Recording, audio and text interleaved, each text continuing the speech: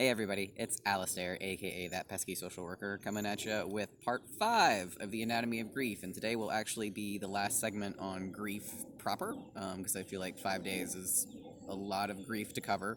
So, for those of you that are just tuning in and haven't been with me the last couple of days, just a quick recap. For those of you that have been, thank you for your patience.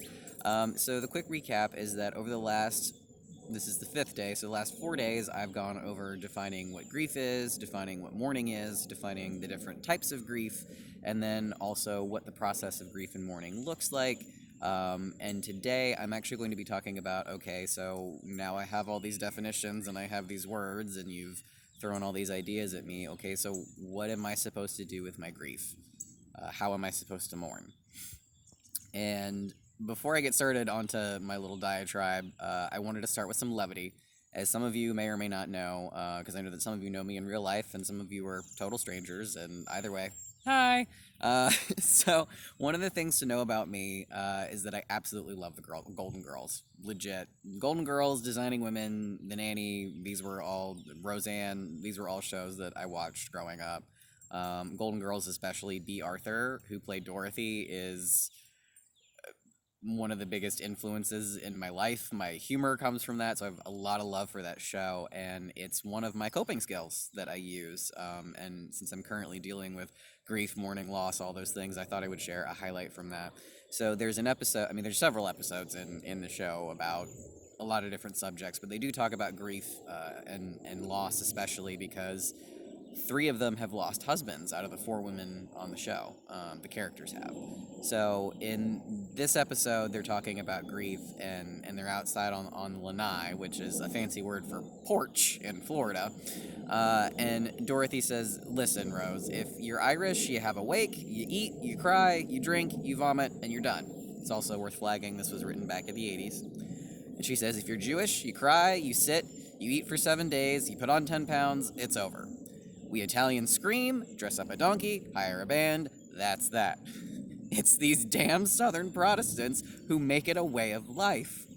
And I thought that was hilarious because, as somebody who was raised Southern Baptist and identifies as a Christian-based human, I don't think I necessarily identify as a Baptist anymore, but as a spiritual, faith-based human that's from the South that was raised in a Protestant religion, that's legitimate.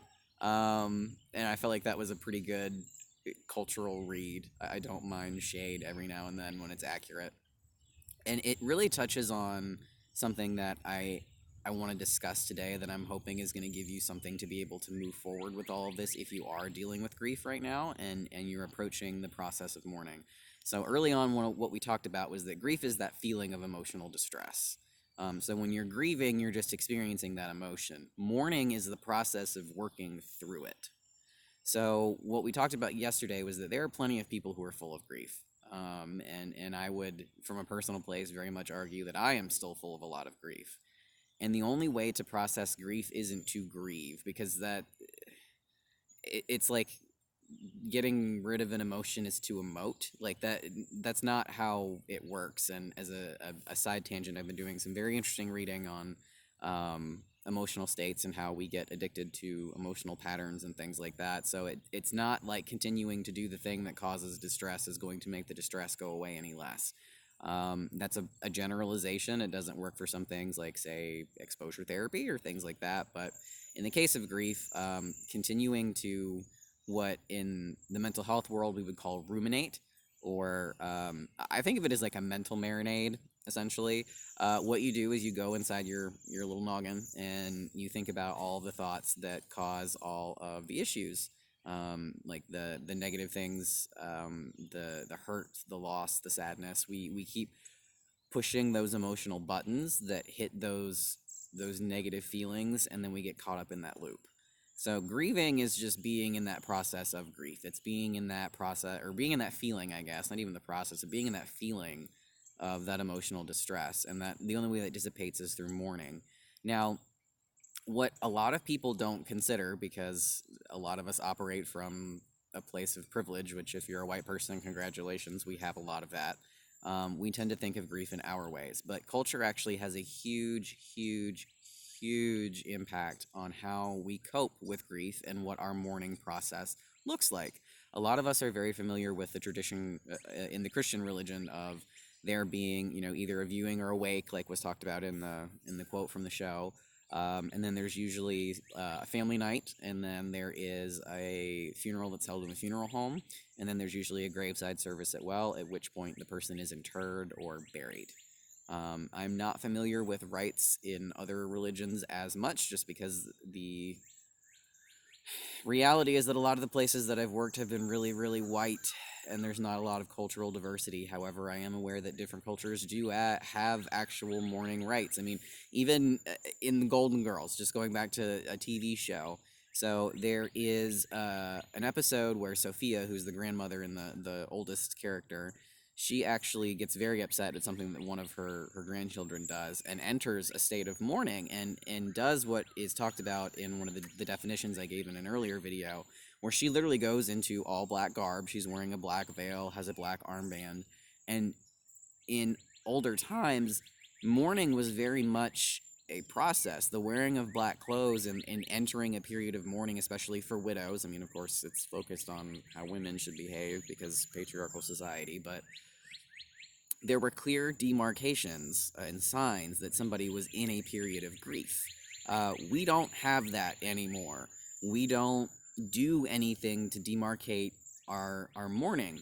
We don't do anything to show that process, and I don't think many of us have rituals because we just are like, okay, well, the person died, they're in a better place, and that's it. And the reality is that that's not, I was going to say it's not true, but I don't really know. It's not fair to you as the person who is grieving and trying to mourn to just get over it.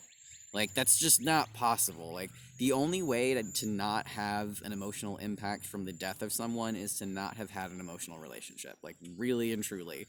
That's the only way. And even then, you could argue that there's a ripple effect in some way, because even if it doesn't impact you personally, it might impact somebody that you love. So when it comes to mourning, we really need to be thinking about what are the ways that we show this.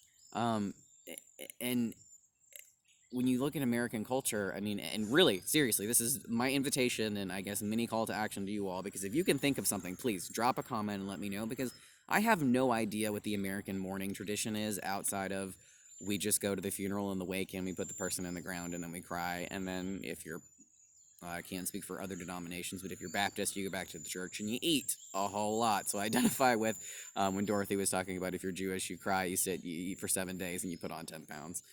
Go to any fellowship hall in a Baptist a church after a baby shower, a funeral, a wedding, food abounds. You're always going to find it. So for me, what I've had to do in the process of being a home health and hospice social worker and consciously entering into relationships with people that I know are going to die and that I know I'm going to lose, I've had to come up with a way to mourn and to grieve. And what I found for me, and I talked about this earlier, but I'm going to reiterate it again. This probably seems odd, but again, if you haven't worked hospice, a lot of this probably seems odd. The only time that I experience any kind of grief, really, truly, really, like really and truly, the only time I experience grief is when the person that I'm close to is actively dying. They're in that phase where they are passing from this level of existence onto the next. That is when I feel the most emotional pain, because I have sat with somebody who is actively dying. I have seen what that has looked like, and if you have not, I don't want to say it's a blessing, and I don't want to say you're missing out, because it is a very hard thing to bear witness to. It will put your life in perspective. Whatever's going on that day, it definitely will. So when the person finally dies, I'm left with that residual grief, because that was, in most cases, in situations with patients that I'm close to, that was somebody that I built a relationship with, and I need to try to find a way to have some closure with that. And so one of the things that helps for me is telling the story of my patients. Now, I know some of you are providers and going, HIPAA, HIPAA, HIPAA. Like, no, I'm not.